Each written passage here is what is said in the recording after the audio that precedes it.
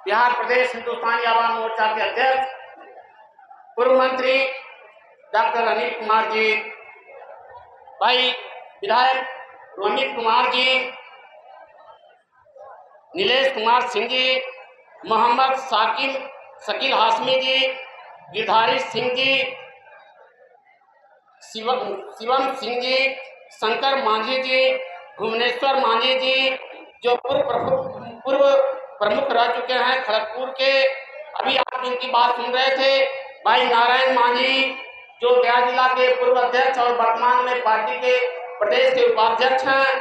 भाई चंदन गौरव जी, दीना मांझी जी, सुमित कुमार मांझी जी उपस्थित हैं। श्याम लाल मांझी जी, प्रियव्रत सदा जी, सदानंद प्रेमी जी, संतोष सागर जी, जो कलाकार हैं, गीत के माध्यम से अपनी बातों को, पार्टी के बातों को आप लोगों के समक्ष रखते हैं।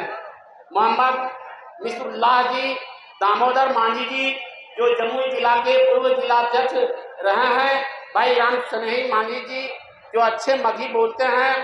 भाई राकेश कुमार जी, विपिन मांझी जी, सुरेश मांझी जी, साथ ही साथ उपस्थित कलाकार बंधु, प्रिंट मीडिया, इलेक्ट्रॉनिक मीडिया के साथीगण, उपस्थित हमारी माताएं बहनें, बेटे बेटियां और आंध्र प्रदेश के तमाम जनतागण, हम आपको सलाम करते हैं, इस्तकबाल करते हैं, खैर मकदम करते हैं। साथियों, आज गरीब चौपाल यात्रा आपके मुंगेर जिले के टाउन हॉल में आयोजित है और इसे संबोधित करने के लिए आए हैं हम लोगों के लीडर, बिहार सरकार के काबीना मंत्री डॉक्टर संतोष मांझी जी। आप लोगों को बिहार की राजनीति के संबंध में, देश की राजनीति के संबंध में हमारे अध्यक्ष बताएंगे, हमारे नेता बताएंगे। बहरहाल हम अपनी बातें कुछ रखेंगे। जैसा कि आप जानते हैं, हम अपनी पार्टी का गरीब चौपाल यात्रा क्यों कर रहे हैं।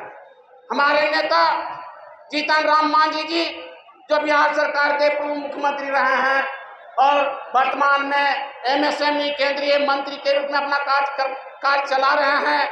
आप जानते हैं, उन्होंने 2014 में जब मुख्यमंत्री बने थे, उसके बाद उन्हें जब हटाया गया, वो पार्टी की स्थापना किए हिंदुस्तानी आवाम मोर्चा का। हिंदुस्तानी आवाम मोर्चा का पैगाम है, हम गरीबों को, जिनके पास जब रहने के लिए जमीन नहीं है, हम उन्हें 5 डिसमिल जमीन देंगे। जिनके पास जोत की जमीन नहीं है, हम तो 1 एकड़ जमीन जोतने के लिए देंगे। संयोग से हमारे मुख्यमंत्री नहीं रह पाए, बजट को संबोधित नहीं कर पाए। अगर वो करते तो निश्चित रूप से आप जानते हैं, युवा आयोग बनाने के लिए उन्होंने प्रण किया था, उन्होंने घोषणा किया था, हम उन किसानों को जो 5 एकड़ जमीन रखते हैं, हम उन्हें फ्री बिजली देंगे। आप जानते हैं, 5 एकड़ जमीन मुसहर भुइयां को नहीं है, नहीं है, महादलित को नहीं है तो वो पिछड़े को है तो वो अति पिछड़े को है, और वो है जमीन 5 एकड़ जमीन अगर है तो स्वर्ण जाति के लोगों का है।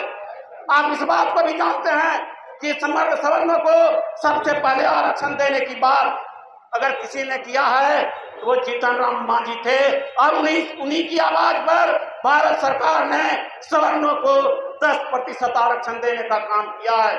ये हमारे जीतन राम मांझी का मकसद था, उनका मिशन था, और उनका मिशन है। हम महिलाओं को प्रथम क्लास से एमए क्लास तक फ्री पढ़ाने का काम करेंगे।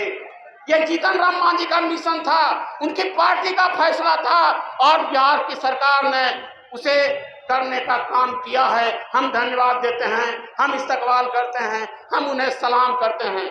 आप जीतन राम मांझी की बात करते हैं, अगर जीतन राम मांझी का जो फैसला है वो 34 फैसला है, अगर उसे लागू कर दिया जाए, बिहार की तकदीर बदल जाएगी, बिहार की तस्वीर बदल जाएगी।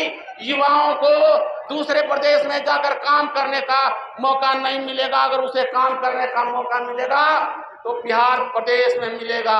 इसलिए जीतन राम मांझी का पैगाम है। आप दशरथ मांझी के नाम को जानते हैं। दशरथ मांझी ने कहा था, एक बार अपने सिर को नीचा कर लो, अपने कलेजे को नीचे रखो, जब तक तुमको हम तोड़ेंगे नहीं तब तक हम छोड़ेंगे नहीं। ये जीतन राम। और आप जानते हैं संतोष मांझी का क्या फैसला है। संतोष मांझी का फैसला है कि जो पढ़ेगा वही लड़ेगा और जो लड़ेगा वही विकास करेगा। तो ये जीतन राम मांझी और संतोष मांझी का फैसला है। इसलिए मुंगेर की धरती से आए हुए हमारी माताएं, हमारी बहनें, हमारे बुजुर्गों, हमारे नौजवान साथियों, आप एक पैगाम लेके जाओ कि जब तक हम अपने बच्चे को पढ़ाएंगे नहीं, तब तक हम दम नहीं लेंगे, हम आधी रोटी खाएंगे। संतोष मांझी बनाने का काम करेंगे। अगर आपका बेटा पढ़ेगा, डॉक्टर बनेगा, इंजीनियर बनेगा, आईएएस बनेगा, आईपीएस बनेगा, नहीं कुछ तो मेरे जैसा नेता बनेगा। और जब एक नेता एक प्रखंड में बनता है, आग लगती है, वो आपके फैसले को, वो आपकी बातें को प्रखंड में रखेगा, जिला में रखेगा, कलेक्टर को कहेगा, एक कलेक्टर हमारे लोगों का काम करो, तुम जनता का नौकर है, जनता तुम्हारी मालिक है, अगर काम नहीं करोगे हम मुअत्तल करा देंगे, हम आंदोलन करेंगे, हम धरना देंगे और भूख हड़ताल भी करने का जज्बा हमें है। इसलिए आप प्रण कर लीजिए, प्रतिज्ञा कीजिए कि हम अपने बेटी को पढ़ाएंगे, उसे आगे बढ़ाएंगे। बेटा बेटी जब पढ़ेगा मुखिया बनेगा।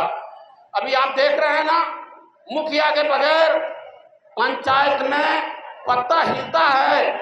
अगर आपको चाहिए इंदिरा आवास, आपको चाहिए अपने बेटा बेटी को छात्रवृत्ति, आपको चाहिए कि हमको गली नली और अच्छा सामुदायिक भवन मिले, कौन देगा?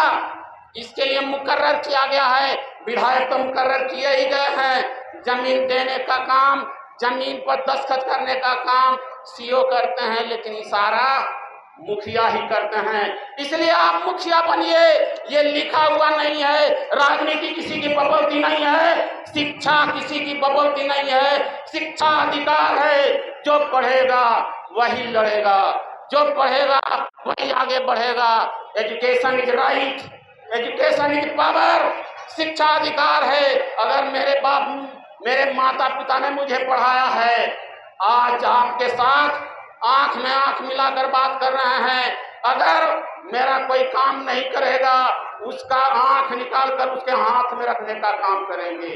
इसलिए आप प्रतिज्ञा कर लीजिए, आप प्रण कर लीजिए, आप इस्तकबाल कर लीजिए कि आज हम अपने बेटा बेटी को पढ़ाएंगे, राजनीति करेंगे।